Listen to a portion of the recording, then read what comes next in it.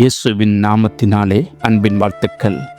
John பனியின் மோட்சப்பயண புத்தகத்தின் பாகம் 14 இன்றைய தலைப்பு அப்பொல்லியோனுடன் போர். தாழ்மை என்னும் பள்ளத்தாக்கின் வழியே கிறிஸ்தியான் நடந்து போவதை நான் என் கனவிலே கண்டேன். இந்த பள்ளத்தாக்கில் அவன் பட்ட பாடுகளுக்கு அளவே இல்லை. சற்று தூரம் வருவதற்குள் அப்பொல்லியோன் என்னும் பிசாசு அவனுக்கு எதிராக வந்தான். அவனை கண்டு சற்றே தயங்கிய கிறிஸ்தியான் பின்னர் தன்னை திடப்படுத்தி கொண்டு நேருக்கு நேர் எதிர்ப்பதே சரியானது என்ற முடிவுடன் முன்னால் சென்றான். அப்பொல்லியோன், நீ யார், எங்கிருந்து வருகிறாய் என்றான். கிறிஸ்தியான், அலி நகரத்திலிருந்து சீயோன் மலையை நோக்கிச் செல்கிறேன். அப்பொல்லியோன், அப்படியானால் நீயும் என்னுடைய பிரஜைகளில் ஒருவன்தான். நீ எனக்கு துரோகம் செய்துவிட்டு போகிறாயா? உன்னை என்ன செய்கிறேன் பார் என்று கர்ஜித்தான். கிறிஸ்தியானோ, வீணாக என்னோடு மோதாதே. நான் ராஜாவின் அடிமை. நான் பரிசுத்த பாதையில் இருக்கிறேன். நீ என்னை அழிக்க முடியாது என்று கூறியபடி அப்பொல்லியோனை எதிர்த்து முன்னேறினான். அப்பொழுது பிசாசு உடனே ஒரு தீ அம்பை எடுத்து கிறிஸ்தியானின் நெஞ்சுக்கு நேராக வீசினான். அதனை விசுவாசம் என்னும் கேடயத்தால் தடுத்தான் கிறிஸ்தியான்.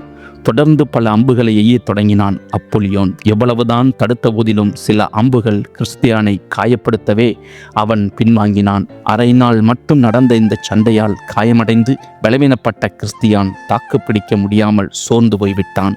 இதை கவனித்த அப்பொல்லியோன் இதுதான் சரியான தருணம் என்று கருதி அருகே நெருங்கி தன் முழு பலத்தோடு அவனை தள்ளிவிட்டான். கிறிஸ்தியான் கீழே விழுந்தான். அவனிடமிருந்த வேத வசனம் என்னும் பட்டயம் கை நழுவி தூர விழுந்து விட்டது.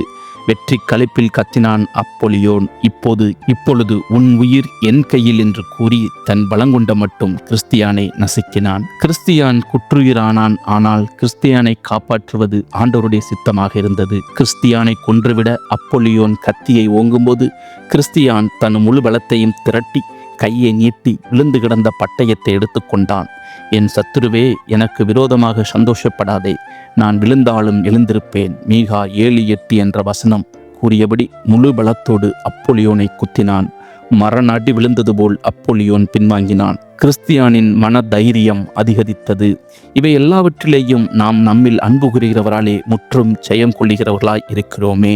ரோமர் 8:37 என்று விசுவாசத்தோடு கூறியபடி அப்பொல்லியோன் மீது பாய்ந்து அவனை தன் முழு பலத்தோடு கடுமையாக தாக்கினான் கிறிஸ்தியானின் தாக்குதலை தாக்குப்பிடிக்க முடியாத அப்பொல்லியோன் புறமுதுகிட்டான். இத்தனை நேரம் வெற்றி எனதே என முழக்கமிட்டு கொண்டிருந்த அந்த அப்பொல்லியோன் தோற்றுப்போய் தனது இறக்கைகளை விரித்து பறந்து போய்விட்டான். அதன் பிறகு அவன் கிறிஸ்தியானின் பாதையில் குறுக்கிடவே இல்லை. இந்த சண்டை மும்முரமாக நடந்து கொண்டிருந்த போது நான் கிறிஸ்தியானின் முகத்தை கவனித்துக் கொண்டிருந்தேன். அதில் மகிழ்ச்சியின் அறிகுறி காணப்படவே இல்லை. தன் பட்டயத்தால் அப்பொல்லியோனை குத்தி சாய்த்த பிறகுதான் அவன் முகத்தில் மகிழ்ச்சி துளிர்விட்டது. புன்னகையோடு ஆகாயத்தை நிமிர்ந்து பார்த்தான். தன்னை காப்பாற்றிய கடவுளை நோக்கி துதிகளை ஏறெடுத்தான். மகிழ்ச்சியோடு பாட்டுப்பாடி ஆண்டவரை வணங்கினான். அந்த நேரத்தில் ஜீவ மரத்தின் இலைகளை ஏந்திய ஒரு கை அவனை நோக்கி நீண்டது. அவற்றை வாங்கி சண்டையில் பட்ட காயங்கள் மீது ஒவ்வொன்றாக கிள்ளி வைத்தான். உடனே அக்காயங்கள் குணமாகிவிட்டன.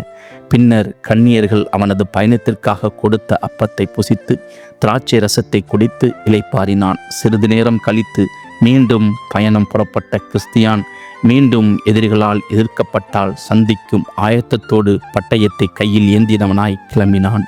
ஆனால் அப்பொல்லியோனால் கிறிஸ்தியானுக்கு மீண்டும் எந்த தொந்தரவும் நேரவில்லை. வெள்ளம் போல் சத்துரு வரும்போது கர்த்தருடைய ஆவியானவர் அவனுக்கு விரோதமாய் கொடியேற்றுவார். ஏசாயா 59:19. இன்னும் மோட்சப் பயணத்தில் எங்களோடு இணைந்திருங்கள். தேவன் உங்களை ஆசீர்வதிப்பாராக. ஆமேன்.